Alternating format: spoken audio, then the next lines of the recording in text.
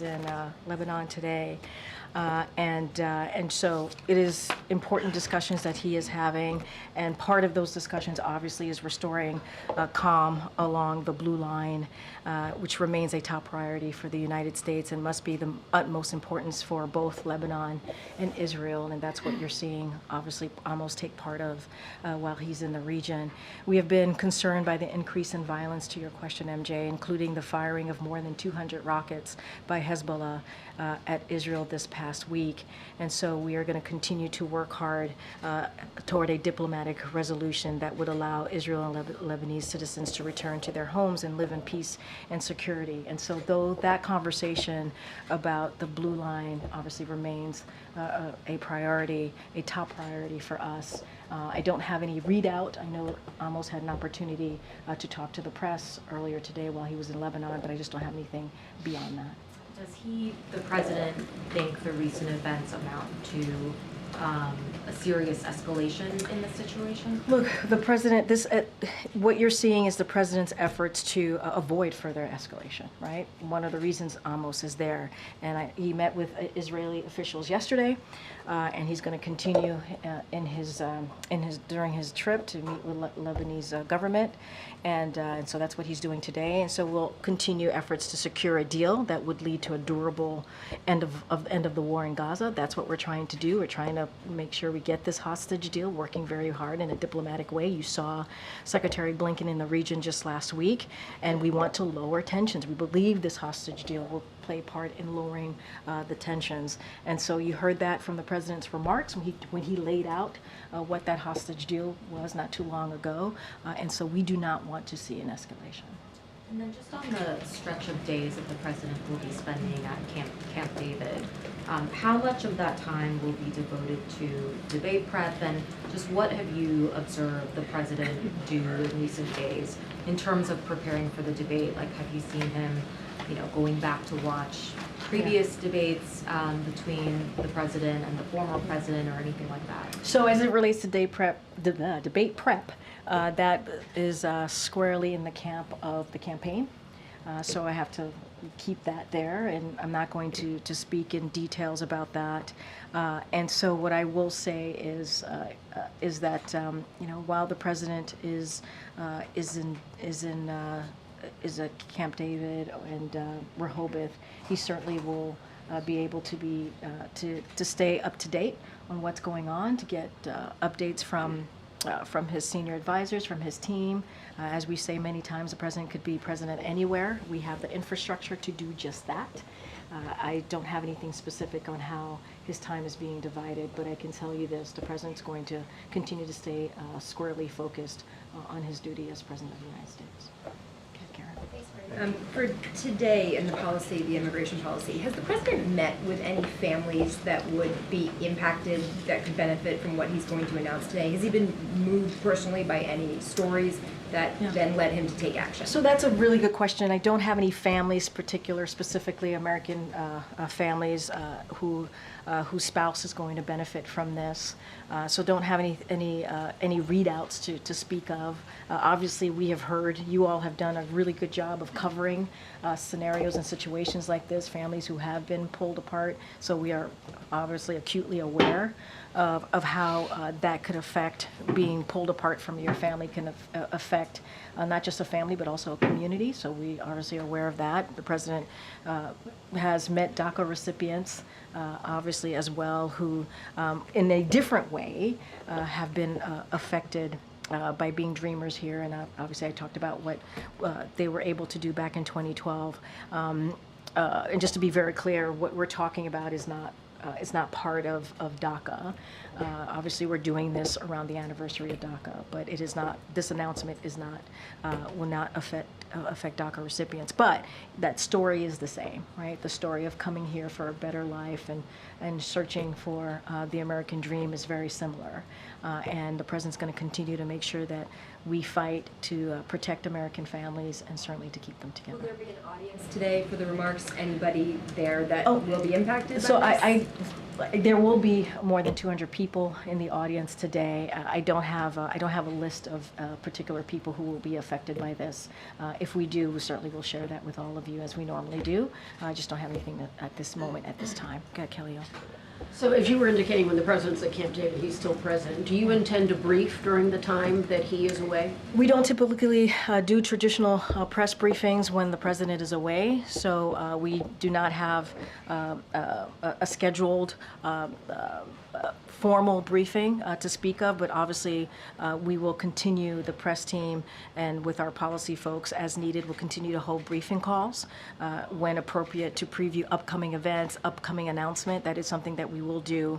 And if you all have any questions, we will be here to answer any of those questions. We would request that you would brief because it's working days, even if the president is away. You guys want to continue seeing me? We want to see you, yes. Oh, It's man. several days. On the issue of immigration, do you view today's executive order as sort of a counterweight to the asylum measure that the president signed? You know, I wouldn't look at it that way. I really wouldn't. I think, and this is what I've been trying to say while I've been up here, it's like this is, you know, this system is broken. More broadly, it is a broken system, right? We're seeing the challenges at the border. We're seeing immigration policy that has not been revamped for some time. And the president wants to address that. And we can, you know, do the EO and deal with the border security and secure the border in that way. And also make sure that American families are not broken up, right? Make sure that people who have been contributing to our economy, to communities, have an opportunity here. And so I think we're trying to really deal with a broad stroke of issues here, and that's what you're seeing this president do. And how does he find the balance between wanting to, as you describe it, keep American families together, to select people who've been in the country for a longer period of time, and then the sort of balance the fact that they would get some benefits that other immigrants would not get, and have reduced penalties and that kind of thing? How does he make that balance? Well, so say a little bit more. Well, without this kind of a program, people Yeah. would have to leave the country, they would have a longer period of time for getting a green card, those sorts of things. So Yeah. how does he find that balance between something that is giving a benefit to Yeah. people who, at one point, broke the rules? I mean, look, here's the thing. The eligible population is limited, so we have to remember that. And individuals who arrive now are not eligible, right? So we did try to give this a scope, if you will. And we can't forget, those who are eligible have been here for 23 years, in the U.S. for 23 years. And they are, that spouse obviously is married to someone who's an American citizen. And they probably have children here, some of them, right, who are American citizens because they were born here. And so, look, we're going to continue to take steps to crack down on smugglers, right? We're going to continue to take steps to secure the border, you know, and so that is something that we're certainly going to focus on. But I think to answer the question in a more broader sense, the immigration system is broken. It is broken. It has been broken for decades, The president on day one wanted to get ahead of that or try to fix that, move that forward by putting forth a broken immigration system. The announcement today does not take away from the fact that the immigration system is broken. And it does not take away from the fact that Congress needs to act. And we want to see a balanced approach. We want to see a bipartisan approach to this. And they can do it. They can certainly do that. Just following up on immigration, when you were asked about timing earlier, you were mentioning the president prefers to work with Congress. Why not earlier this year, for example, or late last year? I know the bipartisan Senate bill was being worked on, but that didn't include parole in place for spouses or anything for DACA recipients. Yeah, I mean, look. It seems different. I hear you. Look, there's been many phases of this, obviously. There was first the comprehensive immigration proposal legislation that the president introduced day one, right? And then he's taken actions, right, from that moment until the bipartisan discussion was happening in Senate. Like, he's taken multiple actions, right? And then we had an opportunity late last year, early this year, to do that in a more balanced approach, right? To do that in the Senate with both Republicans and Democrats. So the president took that opportunity and directed his team to have those conversations. And we believe at that time what the proposal that was being put forward was going to be fair, tough but fair. And I would say since then, since it was rejected by Republicans twice, the president has looked at every option. And we say that. We say that many, many times. We look at all options. And we try to figure out how we can move forward with these different options in different ways. And look, with the EO to secure the border, this is something that majority of Americans wanted to see, right? No, right, I understand that. But Yeah. the Senate bill Yeah. seems separate than what's being announced No, today. and I'm agreeing so, with like, you. I'm trying to understand the impetus and why No, now but for I'm the I'm actions agreeing today. with you. There's been many iterations of different ways to move forward in dealing with a broken immigration system. The first one was a comprehensive plan that the president himself put forward. And then he took actions, right? He took other actions between then, that moment, until we got to the Senate and their bipartisan proposal. And that was different. You're right. It is very different than what you're seeing here. The president has always said, remember, he's taken executive actions before.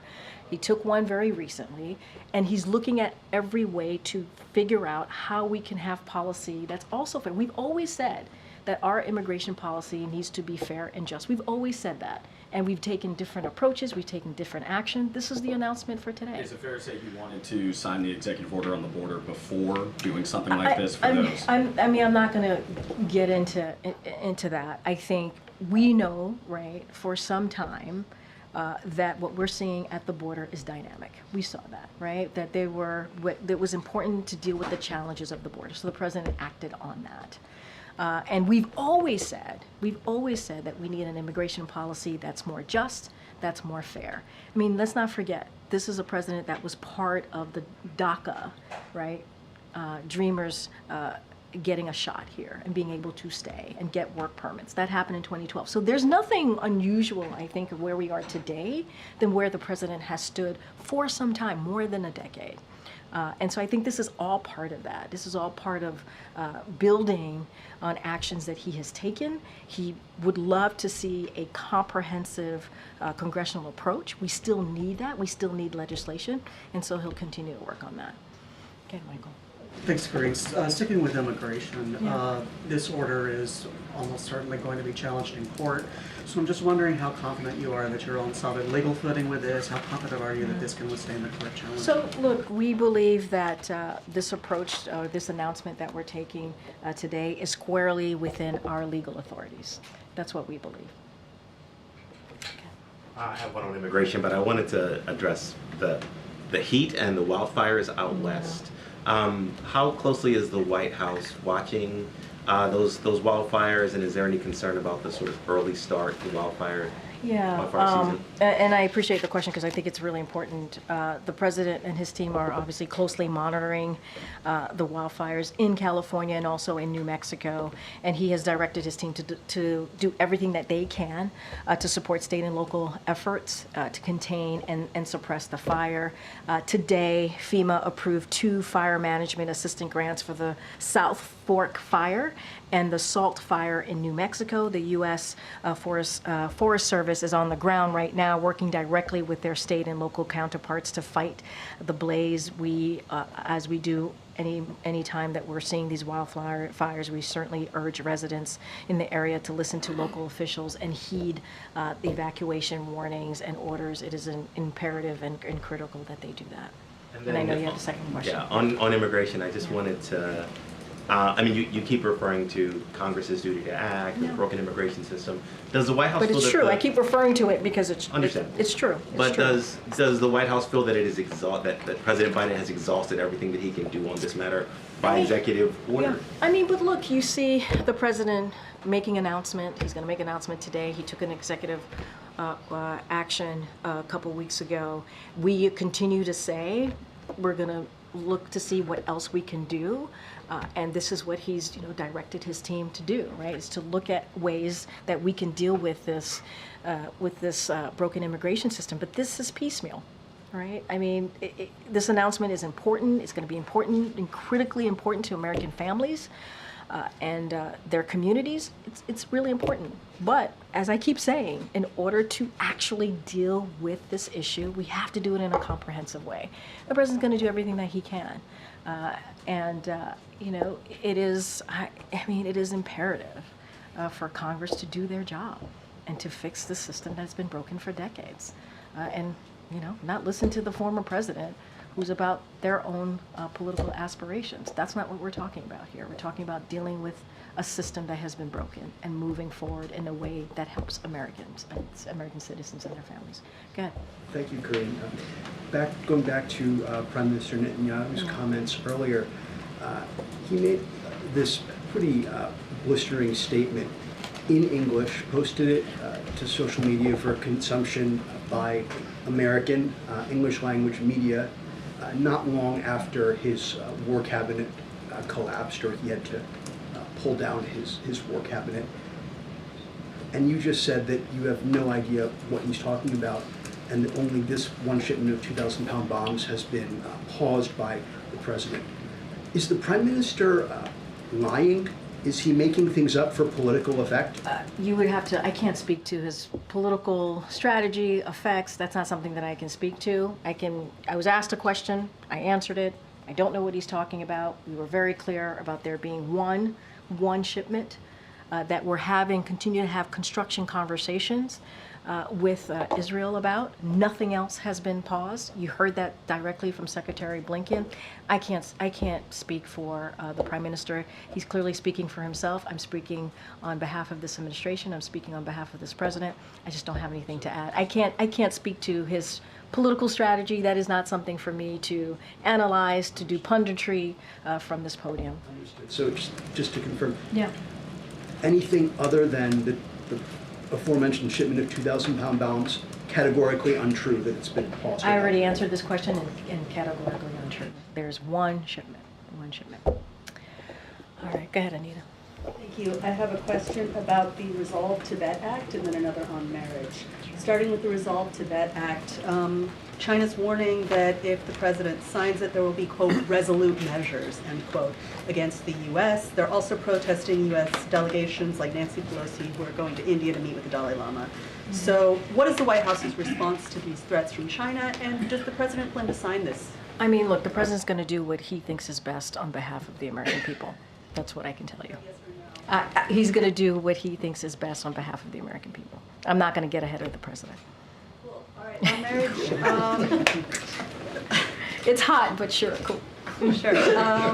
Cool. On marriage, so regarding this EO, in many states in the United States, such as my home state of Texas. Oh, marriage, Yeah. right, okay. You have to present a stack of documents. For example, a driving license, a certified copy of a birth certificate, passport or military identification card, and social security cards in order to get a marriage license. Okay. I just wonder if this puts some of these applicants in this Kafkaesque situation where they haven't applied for this. They may have an informal marriage or a common law marriage, and would that make them ineligible for this executive order? Do you accept things like, for example, the Declaration of Informal Marriage form from states? So Or I is that- appreciate, this is a process question. I appreciate the question. You're going to have to go to DHS to get specifics on that. I won't get into details of this, but that is something that the Department of House. Concerned that, you know, asking for what amounts to paperwork, legal paperwork, for people who are undocumented and have a lack of paperwork in many critical ways might put them in a binding position. Look, I think the bottom line here is something to remember, that there are American families, there are people who have been here for 23 years who are married to American citizens, and who have contributed into these communities, whether it's the economy or, as I said, in communities, and we want to protect American citizens, American families, and not separate them. And this is an opportunity to do that. And as far as like what this is going to look like, what are the rules, what's the process, that is something DHS can obviously speak to more. But if you look at this in a more broad stroke, this is an important announcement. This is. as we're dealing with an immigration policy that is broken, that is arcane, that has not been updated in some time, the president is doing everything that he can within his power to deal with this situation. And look, I'm going to be a broken record, but it is important as I'm trying to make my point here. Congress needs to act to actually have a comprehensive answer here to deal with this system. You would not be asking me this specific question if Congress would do their job, right? If they would actually take action and do their job. And so I think what's important is this announcement is going to matter. It is going to matter to American citizens who are here and have a spouse who have been here for more than a decade, participated in the economy, participated in their community. And I think that's important. Can I ask the last cricket question I promise I will ever ask? Did the president call the U.S. team after they beat Pakistan? And if, by some wonderful turn of events, they do win the tournament, will he be inviting them to the White What's House? the interest in the cricket team? No, it's great. I'm just. Because I can answer that. Oh yeah, no, I'm serious. Okay, so there are 5 million people of subcontinental origin in the United States. Add to that 13 million people of West Indian origin in the United States. You may see us everywhere, Yeah.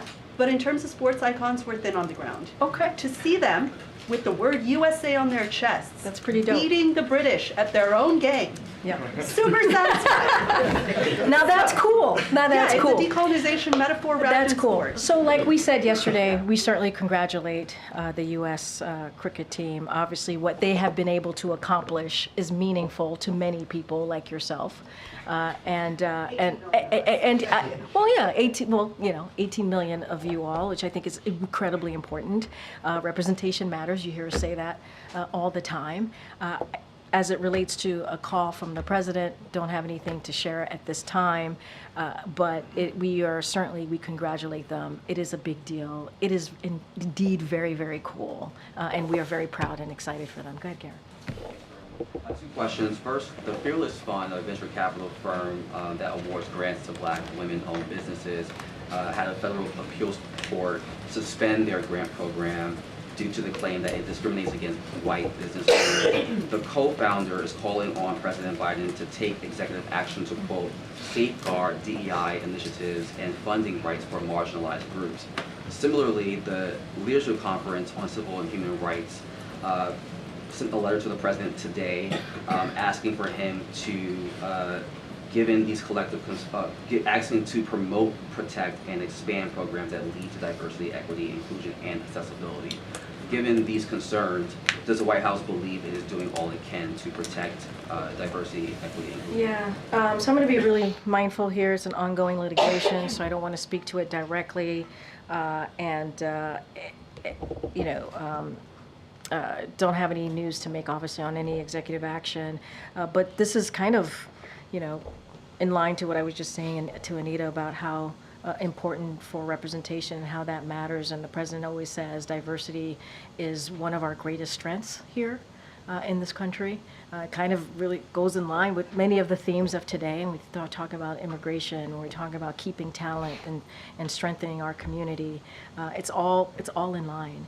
And so what I will say more broadly is under this administration, we're achieving the fastest creation of Black-owned business than we've seen in 25 years. I think it's about 18 million new applications in small business since this administration started. I think that's important. And to have an increase and an uptick in Black-owned business is, out of that 18 million, is actually pretty critical. The president also signed an executive order to advance diversity and accessibility within his first 6 months in office.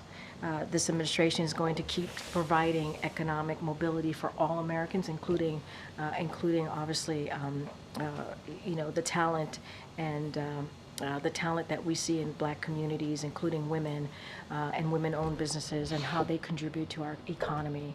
And so that's something that we take very seriously here in this administration. SBA takes very seriously, obviously, in the work that they have done. And diversity is certainly one of our greatest strengths, which is something that the president says over and over again. Has the White House been in contact with the Fearless Fund at all? It's, if we have we been in contact with the Fearless Fund, I don't have any calls or meetings to speak to, and we're just going to be super mindful, as I just stated at the top in answering your question. This is an ongoing litigation, so we want to be super careful here. Question. Sure. Given the president's actions on marijuana reform, does the White House have a response to Maryland Governor Wes Moore pardoning 175,000 marijuana convictions, which has been hailed as a major racial justice effort? So we certainly welcome the news, and it builds on the president's work to reform how nations approaches marijuana. And the president has said, he called, for governors to do their part and to take action. So this is welcomed, as I just stated. And, in addition to rescheduling, the process to reschedule marijuana, the president has been clear that no one should be in jail just for possessing marijuana. And he has a record number of pardons for prior federal offenses of simple possession and use of marijuana. And he will continue to urge all governors to do the same. And so we see that in Maryland, we saw that in Massachusetts, we saw that in Oregon. And so he commends and welcomes certainly this news. On heat waves, climate experts. Sorry, can you start from the beginning? I'm Yeah, sorry. on the heat waves, Oh, heat wave, yeah. according to climate experts, to advocacy groups, these heat waves are going to become more frequent, last longer, start earlier. Is the federal response and relief system adequately equipped to deal with this threat? So look, we are doing everything that we can to deal with what we're seeing, the heat wave, and you've heard us talk about climate change, and the president has taken certainly strong actions, progressive actions to deal with climate change. You see that in the Inflation Reduction Act, which is the biggest legislation to actually deal with climate change. But the president is going to continue to work in lowering cooling costs. I think that's important, and keep Americans safe from extreme temperatures. A couple things that I just want to lay out. HHS launched a nationwide effort to help local officials identify communities most vulnerable to extreme heat and target resources to those communities. The Department of Labor is using all of its existing tools to protect workers from extreme heat. Since 2022, they have conducted over 5,000 federal heat-related inspections, and we have provided billions of dollars to cities nationwide to help build resilience against climate impacts like heat wave, including by expanding access to cooling systems for public housing residents. This is why the Inflation Reduction Act, which by the way only Democrats voted for it, was so critical and so important in providing those types of resources as well. I think I have to, yeah, Jared, I have to wrap it up. Follow up to something that came up yesterday when you were asked about the president making comments about potential Supreme Court nominations. I was just curious, unrelated to the campaign, how far along is the president kind of thinking about who he'd want to nominate in the event that he has more nominations? Wow, that's I mean, that's way into brought the it up future. he brought it up sort of in the campaign, but is it something he's thinking about? I mean, look, as you said, you heard directly from the president. He brought it up in a campaign stop, obviously, this weekend in Los Angeles. I don't have anything more on the president's thinking or a list for you all at this time. But I guess what I like to say is stay tuned. Stay tuned. All right, everybody. Thank you so much. Thanks, Thank you.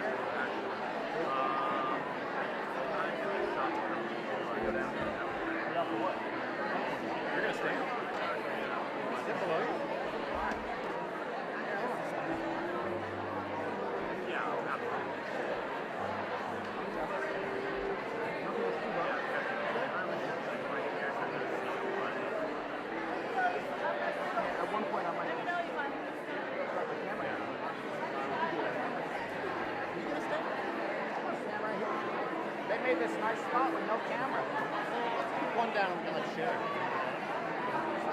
Who wants to do that low? Cover your whole face. I don't know what else he's gonna do. I guess if he goes over there. Right here. Don't worry about it. He's just standing up there. He's gonna do the offers. He's trying to shake some people. I guess not. Do you want to keep one down or do you want to? Hey, no, Mr. Kelly. I was just being nice.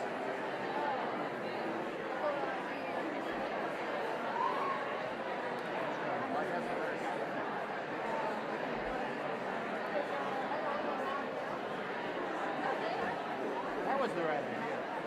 That, yeah, that's good.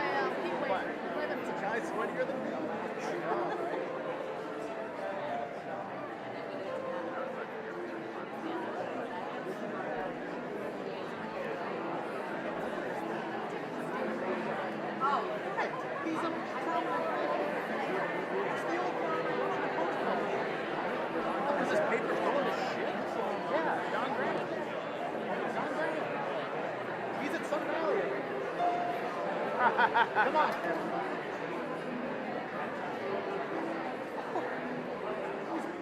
He's in the news. He's not in the news. His legacy's in the news. The news boy. I mean, he's not even.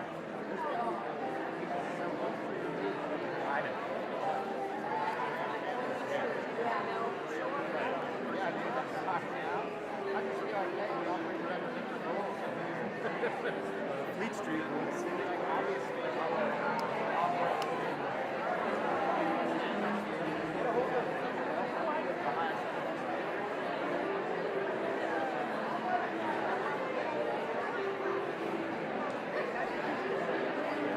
yeah, but I think he did some of that stuff after he started at the Post. No, that's what they're mad at. Yeah, he tried to like bribe the NPR reporter for an interview to crush the story about the phone hacking stuff.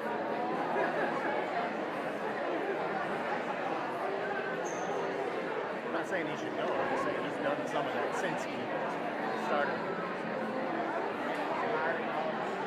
Yeah, his old editor from the Dow Jones Sunday Telegraph. Yeah. Bezos apparently loves it. Yeah.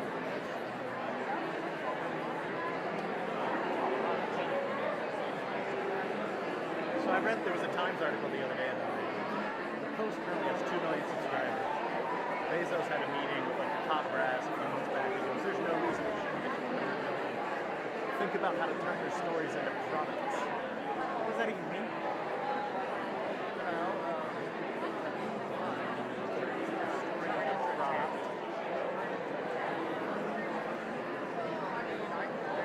I just don't know what that means.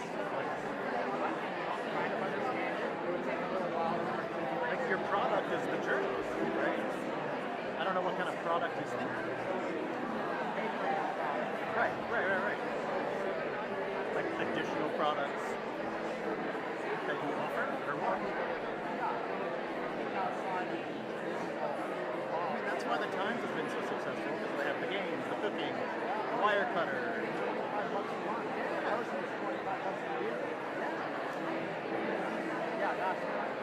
Right, that makes sense, but they're never going to be that, because that already exists in other fields. They got beat.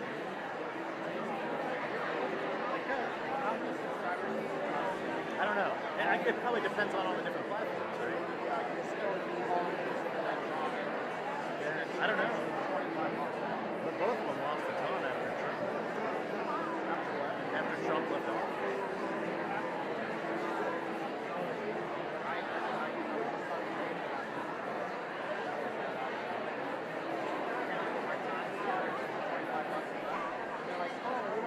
And they'll give it to you for like $5. $1 a month for a year.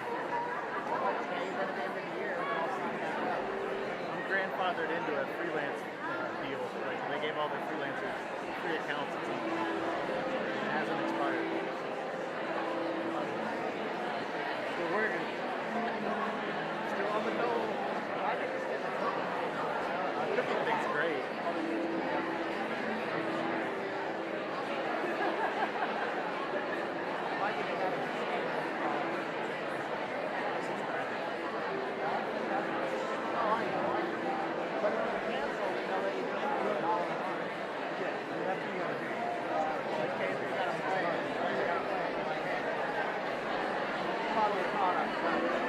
Times are tough. Inflation.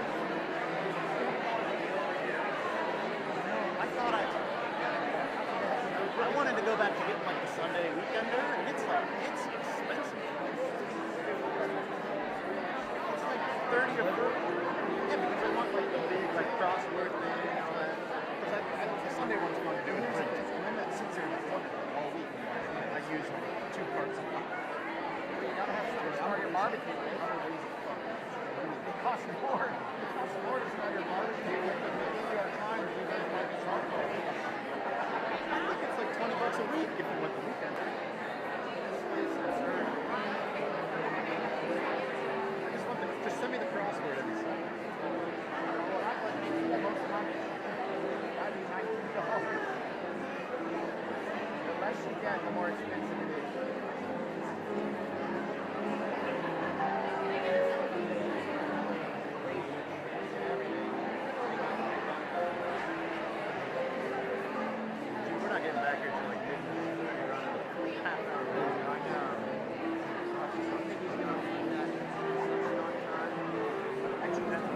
Depends what time he gets it. It's got to be carved out for 3 hours. Oh, yeah. Got it carved out for getting over the flat. It's got it carved out for that long.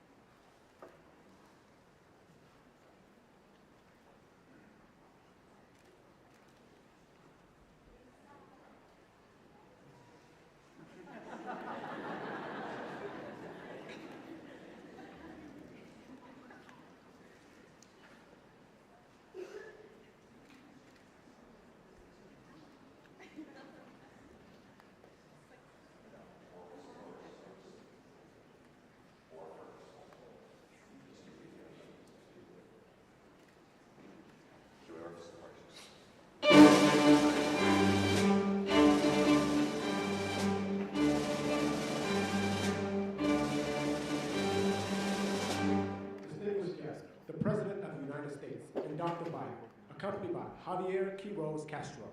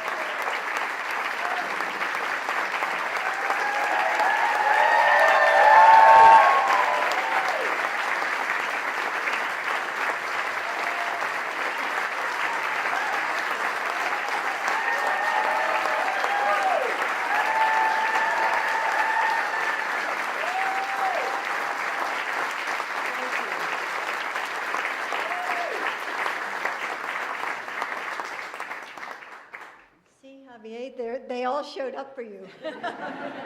Oh, please sit down, please. So who knows the possibility of a dream better than those who traveled miles just to find it? I've seen it over and over again in my community college students, immigrants and refugees, first-generation Americans who take nothing for granted.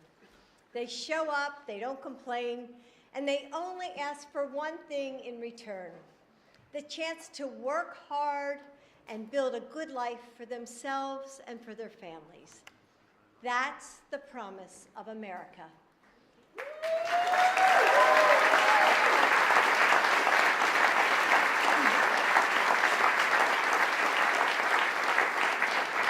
That's the promise that drew Joe's and my ancestors to the United States.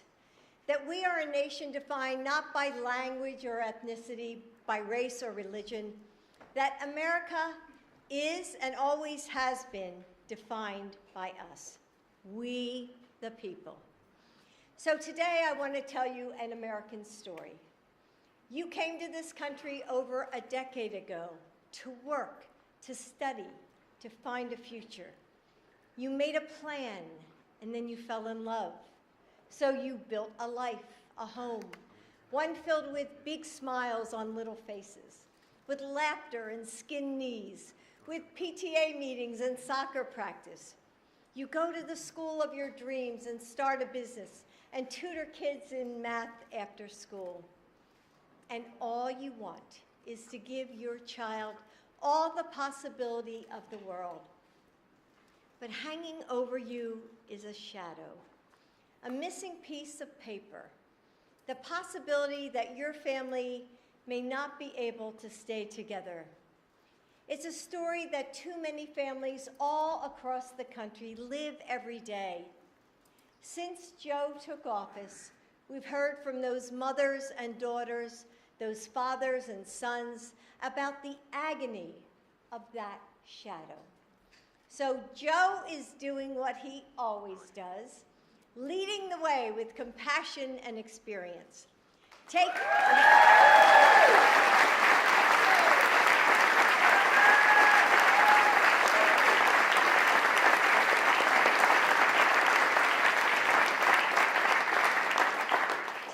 the action of our nation that our nation needs to thrive.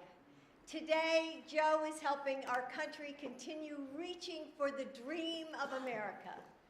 With our different backgrounds and beliefs, each of us makes our nation and remakes it, in big ways and small ones. We are millions of individuals that add up to something so much bigger than any one of us. And that's what Joe is doing today for all of us. For the communities that are stronger because of the immigrants who call them home. For the thousands of families who have added their bright and beautiful threads to our American tapestry. For those mothers and husbands and dreamers who have waited so long, worked so hard, and given so much. For people like Javier, who was able to pursue his dream of being a nurse thanks to DACA. who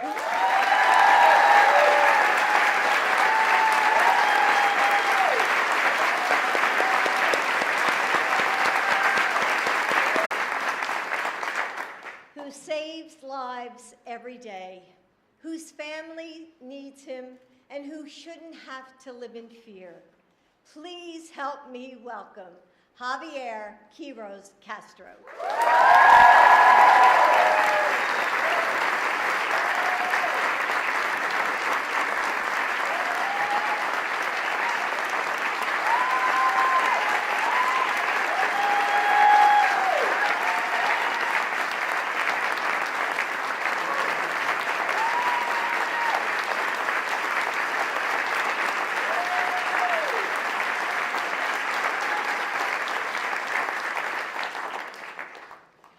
Ladies and gentlemen, my name is Javier Quiroz Castro.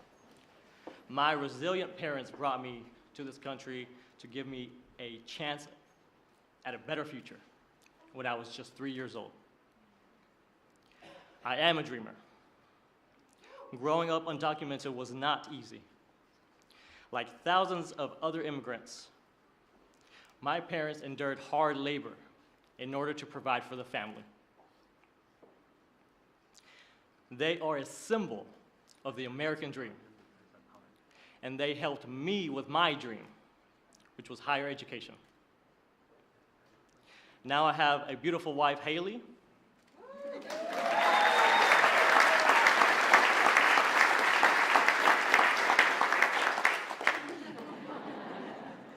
and two magnificent children, all of whom are US citizens and who are counting on me. Thanks to the DACA program, by the way, created by then Vice President Biden, I was able to become a registered nurse.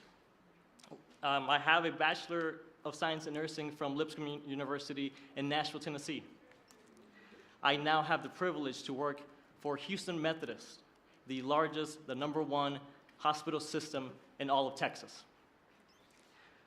Being a nurse has allowed me to give back to my community while supporting my family, especially during the pandemic. I helped take care of patients in our COVID-19 critical care unit.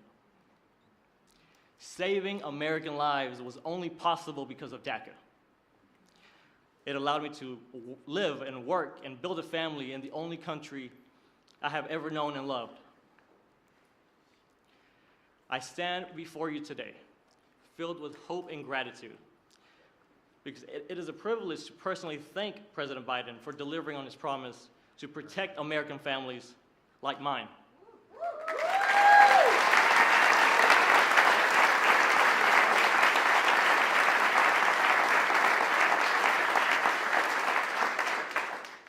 His actions today will prevent hundreds of thousands of families like mine across America from being torn apart, allowing us to continue to contribute to our communities and build a brighter, bigger future for our children. It is now my great honor to introduce the President of the United States, Joe Biden.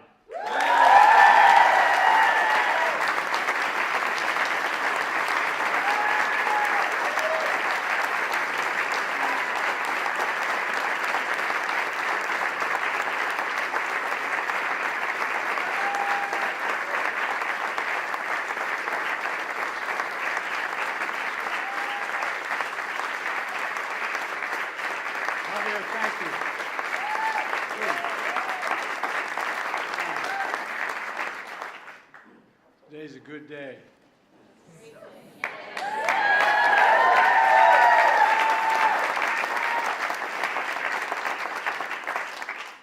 First bill I introduced when I was president, an immigration bill that included this provision, but it never got off the ground. It needed more help. But now, today, a significant portion of it's being passed, or being by executive order. Javier, thank you for that introduction and for sharing your family story. You know, I've often said, doctors, we've been a significant consumer of health care in my family. Spent a lot of time in hospitals for our family, anyway. And I always said that doctors let you live, nurses make you want to live. not a joke. A lot of time in ICU, a lot of time with my son, a lot of time. And, you know, if there's any angels in heaven, they're all nurses, men and women, not a joke. So thank you for what you did help us get through the pandemic, pal, and for all you're doing for our country.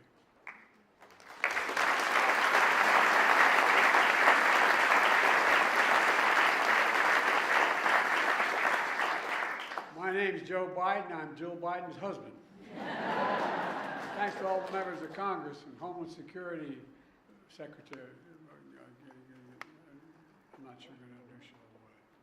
But all kidding aside, Secretary Mayorkas, as well as Secretary Becerra, and advocates and families for law enforcement, faith leaders, everybody's is here. 2 weeks ago, I did what Republicans in Congress refused to do.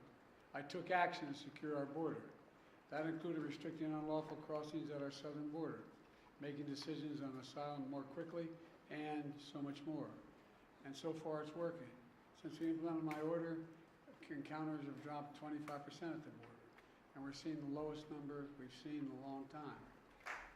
But folks, we took this step after the bipartisan agreement one of the most conservative Republican senators had helped work through in over a 4 or 5 week period.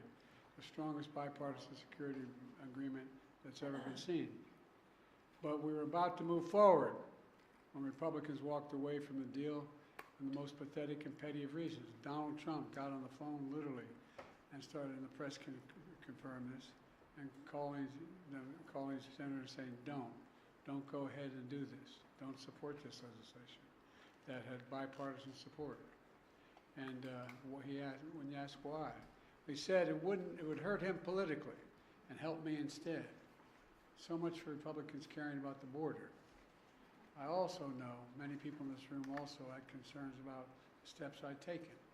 I heard and respected from many of you and many people behind me of the concerns you felt as president I had to take these actions. Every nation must secure its borders, just that simple. And if Trump and the Republicans wouldn't do it, working with me, then I would do it on my own, and I did. At the time I took these steps to secure the border, I also said that I would move to fix problems that made our immigration system unfair, unjust, and provisions that simply made it no sense at all. Specifically, steps that will be good for dreamers, married couples, and for Americans. That's why we're here today. A few days ago, we marked the 12th anniversary of taking care of dreamers that President Obama and I put in place. There are a few of these immigration areas that have had most positive impact and gotten more support from the American people across the board. These young people known as dreamers, Hispanics, South Asians, and more, who came to America as children, only know America as their home, have been able to live and learn out of the shadows. So many of them have graduated from high school and college and are starting families on their own, building successful careers, serving our nation in uniform, and so much more. We're a much better and stronger nation because of dreamers like Javier, who just introduced me. So today I'm announcing new measures to clarify and speed up work visas to help people, including dreamers, who have graduated from U.S. colleges and universities, landed jobs in high-demand, high-skilled professions that we need to have grow to see our economy grow. It's the right thing to do.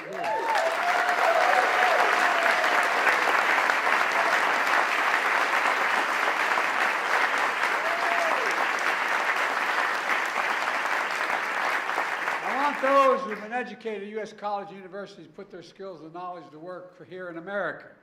Want to keep building the strongest economy in the world with the best workforce in the world. We've already created 15 million new jobs, a record. We're seeing record economic growth, a record of small business growth. And I doubt why the action we're taking today matters. If you wonder about that, just ask business leaders, ask labor leaders, ask economists, ask elected officials. They know it's good for American business. They know it's good for the American economy. They know it's good for America, period. This step builds on other actions we've taken to support dreamers, from defending dreamers in the courts and expanding access to health care for millions of Americans under the Affordable Care Act, including for dreamers.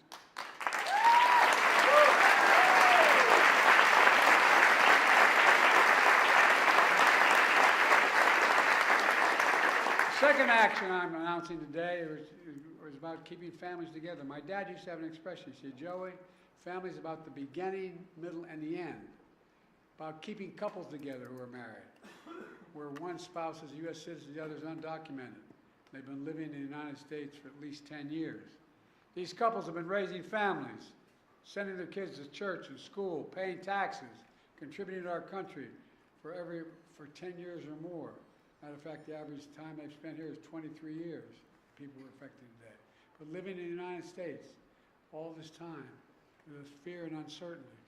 We can fix that, and that's what I'm going to do today. Fix it.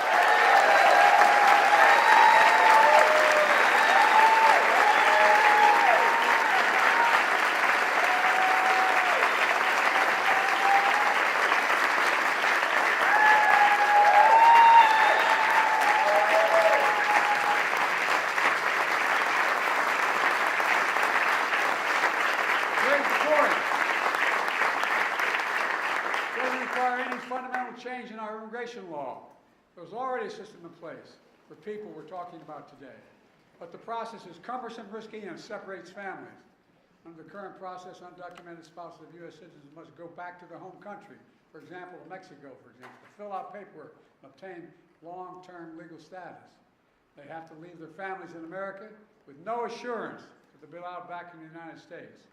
So they stay in America, but in the shadows, living in constant fear of deportation without the ability to legally work. All this, even though under the law today, they are eligible for long-term legal status. Today I'm announcing a common sense fix to streamline the process for obtaining legal status for immigrants married, to American citizens who lived here for a long time. For those wives or husbands and their children who have lived in America for a decade or more but are undocumented, this action will allow them to file the paperwork for legal status in the United States, allow them to work while they remain with their families in the United States. Let's be clear, this action still requires undocumented spouses to file all required legal paperwork to remain in the United States. It requires them to pass a criminal background check, and it doesn't apply to anyone trying to come here today. It only applies, this action is a better way. It doesn't tear families apart while requiring every undocumented spouse to fulfill their obligations under the law. Look, the action I'm announcing today will go into effect later this summer. And by the way, just as was true for the protection of dreamers, the steps I'm taking today are overwhelmingly supported by the American people, no matter what the other team says. In fact, polls show over 70% of Americans support this effort to keep families.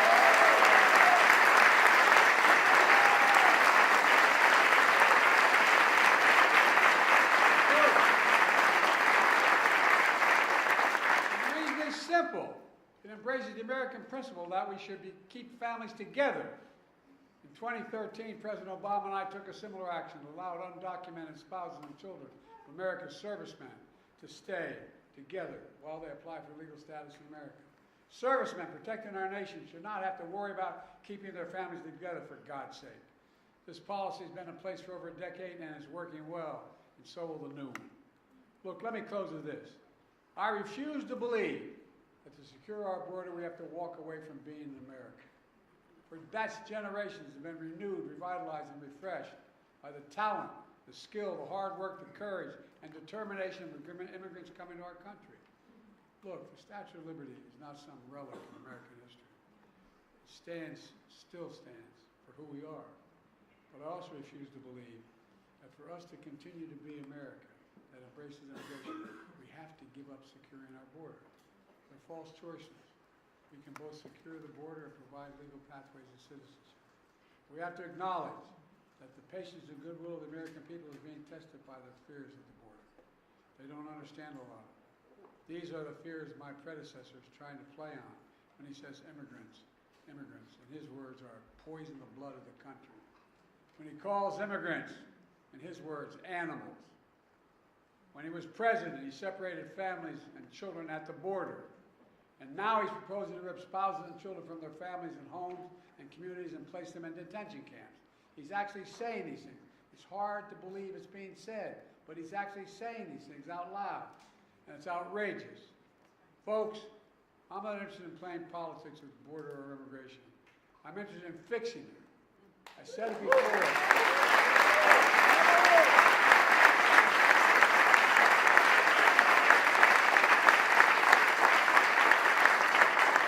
I said it before, and I'll say it again today.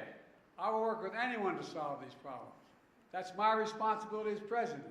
That's our responsibility as Americans. Because the simple truth is, there's not a single damn thing we can't do if we put our minds to it. We got to remember who in the hell we are. We're the United States of America, and nothing is done like that. We're a nation of immigrants. That's who we are. God bless you all, and may God protect our forces. Thank you.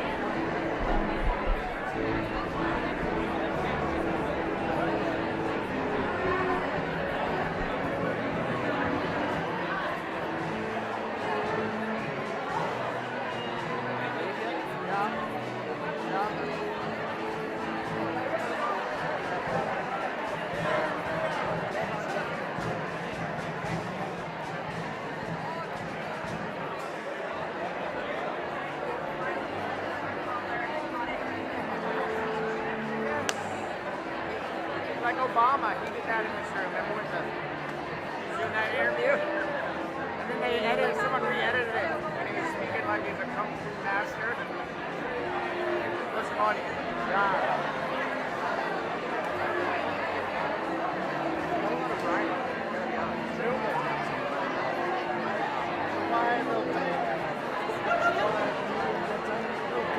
very flat.